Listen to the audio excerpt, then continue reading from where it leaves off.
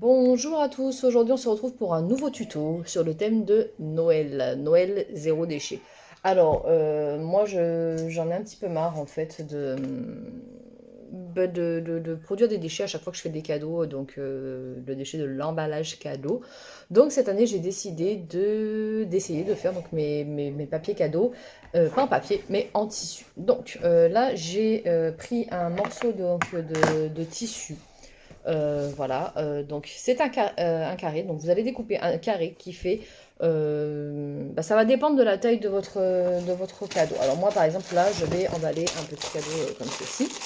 Ce petit cadeau que je vais emballer, j'ai pris un grand tissu parce que je vais faire des jolis nœuds. Mais ce grand tissu en fait l'idée c'est que je puisse le réutiliser pour des cadeaux aussi un peu plus grands. Donc, mon tissu, je l'ai découpé, il fait 62 cm par 62 cm. Au final, ça fera un carré de 60 par 60 parce que donc du coup, vous allez voir, c'est ultra simple à faire.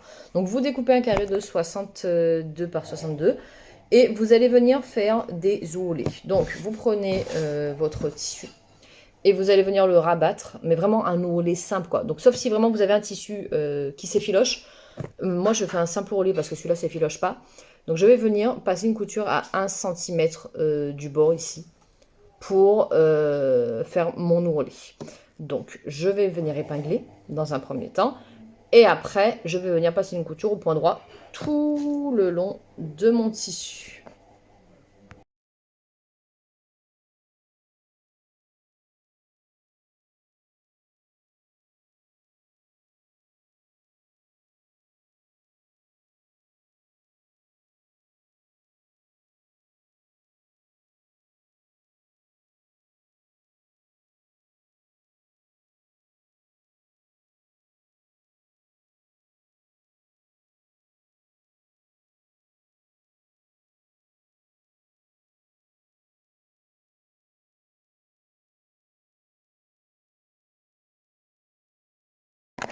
Donc voilà, là j'ai épinglé donc tout autour de mon carré et donc je vais venir passer une couture vraiment à 0,5 mm du bord pour coudre mon petit ourlet.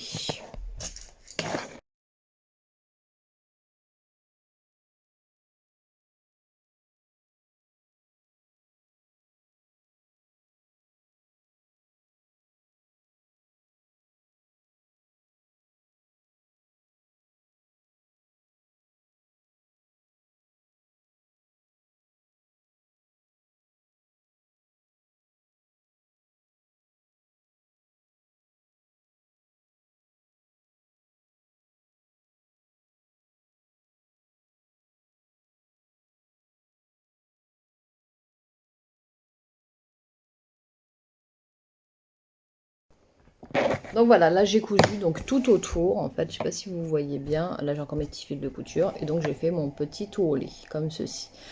La prochaine étape, donc soit vous avez comme moi un tissu, moi le mien il s'effiloche pas du tout, donc j'ai fait un ourlet juste pour que ce soit plus joli par rapport aux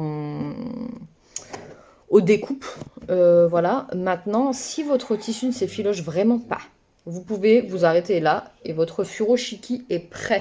Donc, si vous voulez, dans la suite de la vidéo, je vais vous montrer comment je vais emballer mon petit cadeau. Si votre tissu s'effiloche, vous allez pouvoir en fait continuer votre couture en doublant votre ourlet. Donc, ce qui veut dire que là, vous avez déjà plié une première fois à 1 cm et passé une couture ici.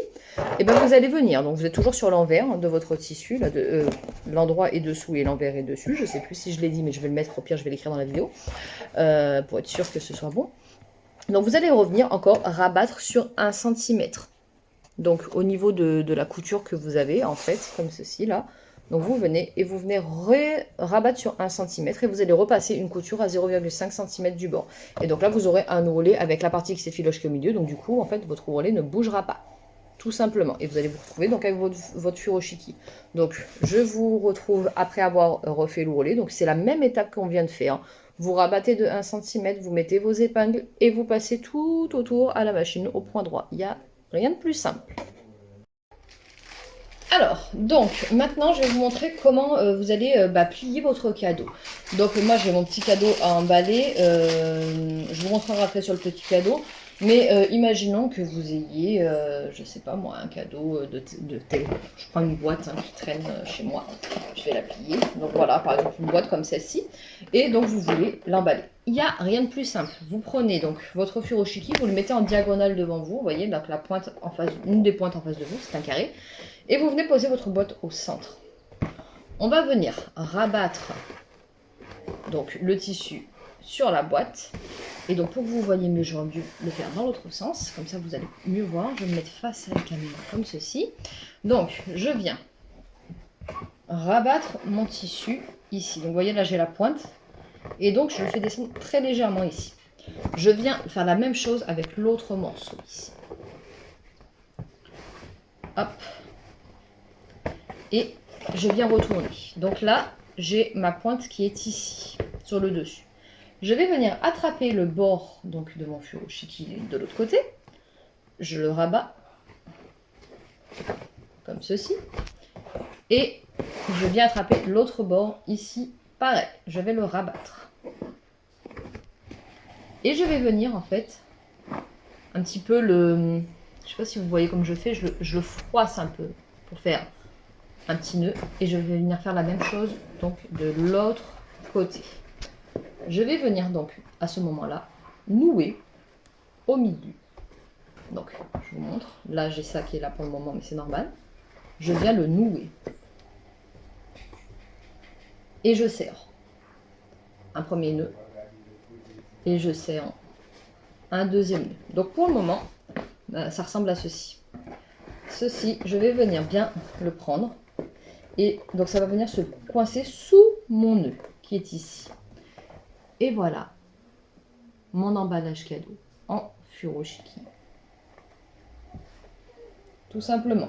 Donc là, c'était avec une plus grosse boîte. Donc bien sûr, il faut que votre furoshiki soit adapté donc, à votre boîte. La personne déballe son cadeau. Et vous pouvez soit le réemployer. Donc normalement, un furoshiki, ça ne s'offre pas. Soit vous pouvez le réemployer. Après, la personne peut aussi s'en servir. Selon le tissu, on peut s'en servir en foulard ou en chose comme ça. Sinon, après, vous pouvez le laisser à la personne pour qu'elle le réemploie. Moi, personnellement, vu que j'aime bien faire ça, donc je le fais. Et après, donc, je propose à la personne soit de le garder pour qu'elle-même l'utilise à des fins de papier cadeau, donc pour permettre à quelqu'un d'autre de le faire. Soit sinon, et du coup, je le récupère si la personne veut bien. Parce que l'idée, c'est que ça serve en fait, c'est réduire les déchets. Donc là, moi j'ai un petit cadeau comme ceci, vous voyez, c'est à peu près taille d'un livre. Donc là, bon, là mon furoshiki est un peu grand, on peut en faire un plus petit pour la taille d'un livre. Je vais venir donc vous montrer, on le place ici. Alors, je sais pas si vous voyez bien, je le mets vraiment bord à bord ici. Je vais venir rabattre ce morceau de tissu comme ceci. Et après, je vais venir plier comme ceci. Donc là, je vous montre dans l'autre sens pour que vous puissiez voir. Donc j'ai mis bord à bord. Je viens rabattre donc l'angle. Je tiens avec un doigt et je replie. Comme ceci.